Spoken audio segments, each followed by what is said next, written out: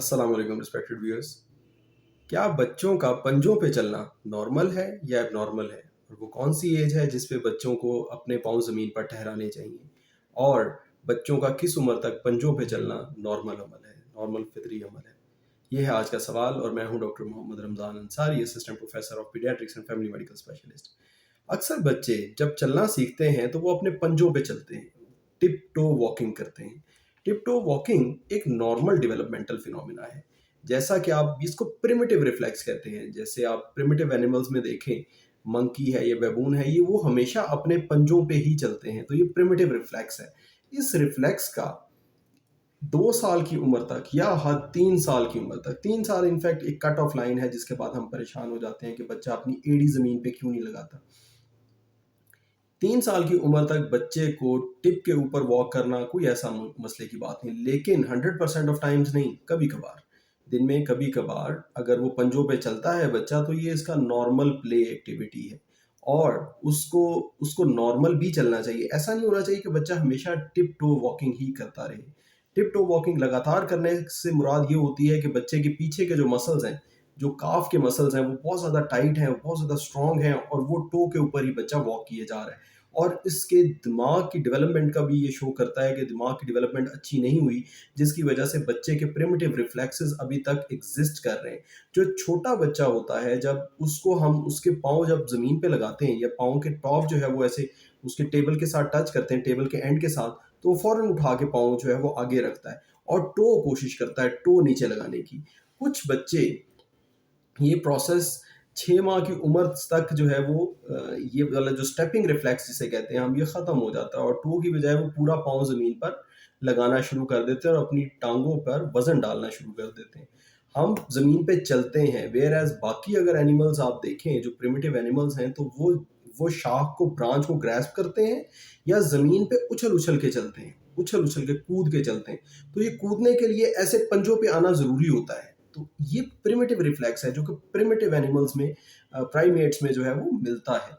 लेकिन इंसान क्योंकि ज़मीन के ऊपर सुकून से खड़ा होता है, थाम के उसे खड़ा होता है, तो इंसान में ये रिफ्लेक्स 6 माह पे ख़त्म हो जाता है और इंसान अपना पूरे का पूरा सोल ज़मीन पे लगा के खड़ा होना सीखता है। ये 6 महीने की उम्र में तकरीबन बच्चे पूरा अपने पाँव पे वज़न डालना शुरू कर देते हैं और अक्सर आपने देखा होगा कि अपनी गोद में जब पेरेंट्स खड़ा करते हैं तो अपने पाँव पे ज़ोर वज़न दे के बच्चे खड़े हो जाते हैं, पेरेंट्स की लैप में, पेरेंट्स की गोद में। कुछ बच्चे जो 6 माह पे नहीं होते, तो इंटेलिजेंट पेरेंट्स तो हमारे पास आते हैं, आके बताते हैं, डॉक्टर साहब बच्चा अभी तक अपने पाँव पे वज़न नहीं डालता। फिर जब हम डिटेल एनालिसिस करते हैं, डिटेल उसकी एग्ज़ामिनेशन करते हैं, तो उसमें कोई ना कोई न्यूरोलॉजिकल थोड़ा बहुत प्रॉब्लम निकलता है जो कि गौरतलब होता है, जो कि ट्रीटमेंट जिसके लिए इलाज की ज़रूरत होती है। अब यही अगर प्रोसेस आगे चलता रहे और बच्चा टो के ऊपर ही वॉक करता रहे, तो इसका मतलब है कि उसके दिमाग को नुकसान हुआ था बर्थ के प्रोसेस के दौरान, या उसके बाद कोई ऐसा मसला हुआ था जिससे उस बच्चे के दिमाग को नुकसान हुआ और उसके पट्ठों में अकड़ाव आ गया। पट्ठों में नरमी लेके आना ये दिमाग का काम है। फिर उसके बाद कुछ बच्चे वैसी प्लेफुल एक्टिविटी के तौर पे टो के ऊपर वॉक करते हैं दिन में कुछ देर, आधा घंटा, 1 घंटा, यानी पोर्शंस में, लगातार नहीं, पोर्शंस में जो है वो टो के ऊपर वॉकिंग करते हैं और ये टो के ऊपर वॉकिंग बिल्कुल नॉर्मल चीज़ है थोड़ी देर के लिए। लेकिन अगर बच्चा सिर्फ करता ही टो के ऊपर वॉकिंग है, तो ये बिल्कुल एबनॉर्मल है। ऐसे बच्चे जिनके जिनका अकड़ाव होता है नीचे टांगों में, बाज़ औक़ात वो देर से पाँव लगाते हैं ज़मीन पे, लेकिन बाज़ औक़ात क्योंकि अकड़ाव होता है पीछे वाली हिस्से में, तो वो जल्दी भी खड़े होना शुरू हो जाते हैं। वालिदैन बहुत खुश हो जाते हैं कि हमारा बच्चा 9 महीने पे खड़ा होना शुरू हो गया था जी फर्नीचर को पकड़ के, या 10 महीने पे। तो ये कोई खुशी की बात नहीं होती, इसमें भी परेशानी होती है। अगर बच्चा जल्दी खड़ा होना शुरू हो जाए, उसके नीचे वाले जो लिम्ब्स हैं, जो उसकी टाँगें हैं, उसके अंदर अकड़ाव हो, तो ये भी थोड़ी-सी गौर तलब और मुआयना तलब बात है कि बच्चे को एग्ज़ामिन किया जाए कि क्या मसला है, क्यों बच्चे के जो टाँगों में इतना अकड़ाव है कि 9 महीने का बच्चा जो है वो फर्नीचर को पकड़ के खड़ा होना शुरू हो गया, और या 8 महीने का बच्चा फर्नीचर को पकड़ के खड़ा होना शुरू हो गया। फिर इसके अलावा जो बच्चे टो के ऊपर लगातार वॉक करते रहते हैं, उनके लिए फिज़ियोथेरेपी बहुत ज़रूरी है। उन बच्चों का ऑटिज़्म के लिए रूल आउट करना, ऑटिज़्म के लिए उनकी स्पीच को देखना कि ये क्या इनकी स्पीच एब्नॉर्मल तो नहीं है, स्पीच डेवलपमेंट एब्नॉर्मैलिटी तो नहीं है। ऑटिज़्म के साथ टो वॉकिंग बहुत क्लोज़ली एसोसिएटेड होती है।